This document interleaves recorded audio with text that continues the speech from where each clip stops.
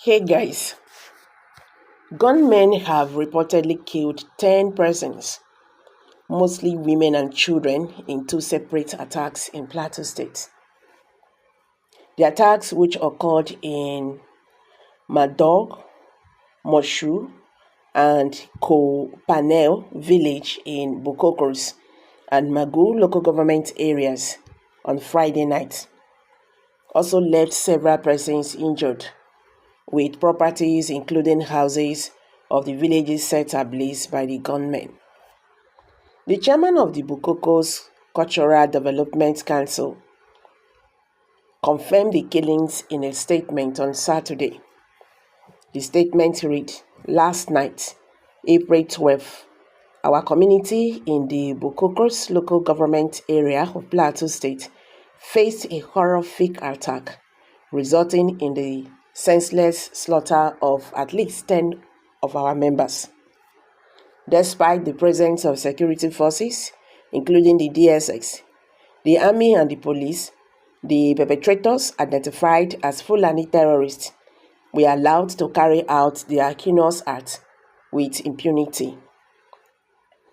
Under the cover of darkness, more than 50 armed terrorists descended upon the villages of Mandog, Mushi, and Kopanel, targeting innocent, unarmed, and peaceful residents as they slept. The assassins set fire to homes and a place of worship, mercilessly gunning down fleeing civilians while nearby soldiers failed to intervene effectively. The brazen attack, which predominantly targeted children, appears to be part of a calculated effort to instill fear and perpetrate further displacement within our communities. We condemn this act of terror, which we believe is aligned with a broader agenda to impose Sharia law and seize control of our land." Just hours before this tragedy unfolded, the BCDC Vanguard submitted a petition to the Department of State Service (DSS) challenging a leaked memo that falsely accused our people of planning violence against Fulani residents. We stated that the intelligence behind the memo was fabricated and defamatory. Despite our efforts to rectify these falsehoods, the security apparatus failed to protect our community from the very threat we highlighted. We are appalled by the apparent prioritization of the lives of Fulani residents over our own and demand answer from the authorities.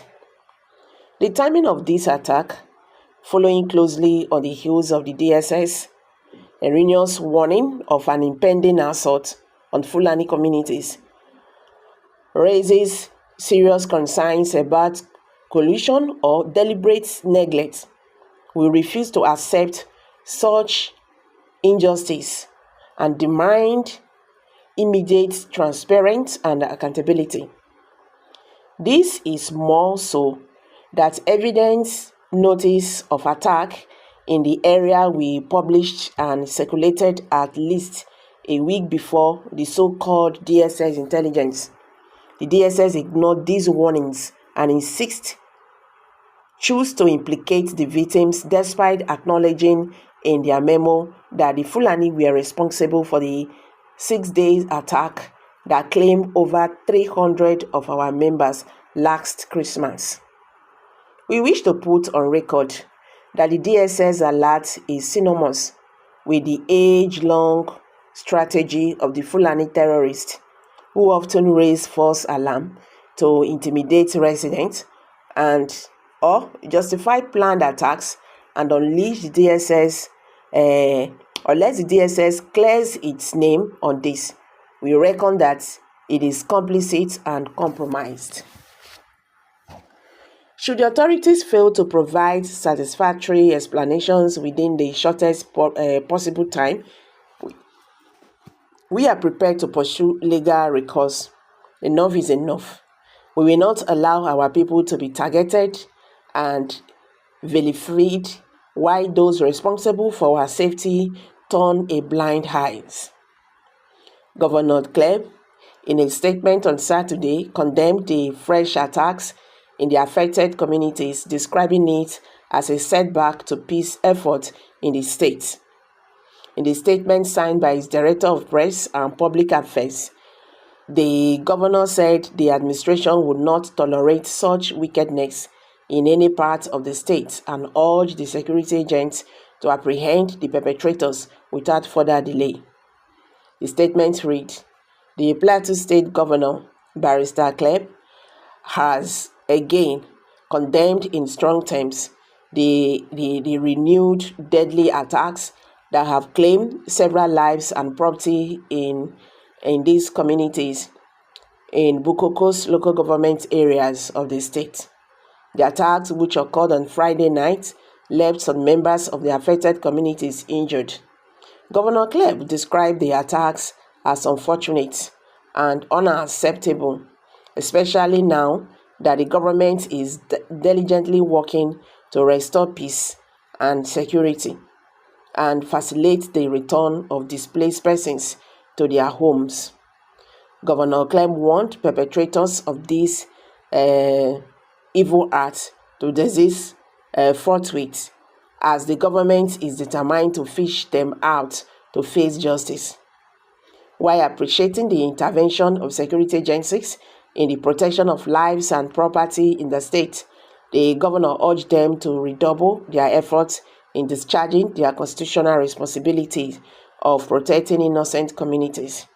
He expressed deep sympathy to the bereaved families and the affected communities and prayed for quick healing and those who sustained gunshot injuries. The governor also called on the community stakeholders across the state to activate dispute resolution mechanisms in tackling issue of disagreement and report without delay early warning signs to constitute authorities for prompt interventions.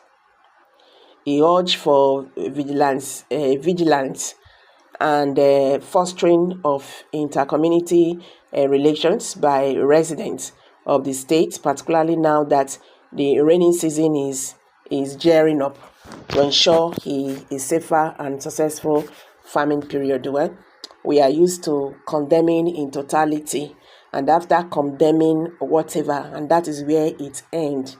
Then when it will happen again, they will condemn. What a shame. Nigerian government keep on condemning attacks of these evil people, and they keep on killing innocent Nigerians. You understand? They will kill, they will condemn, they will kidnap, they will condemn, and no action seriously is being taken. Well, Nigerians, what's your take on this? Let's hear from you. Kindly drop your comments below the comment section. Share this video, let it go viral.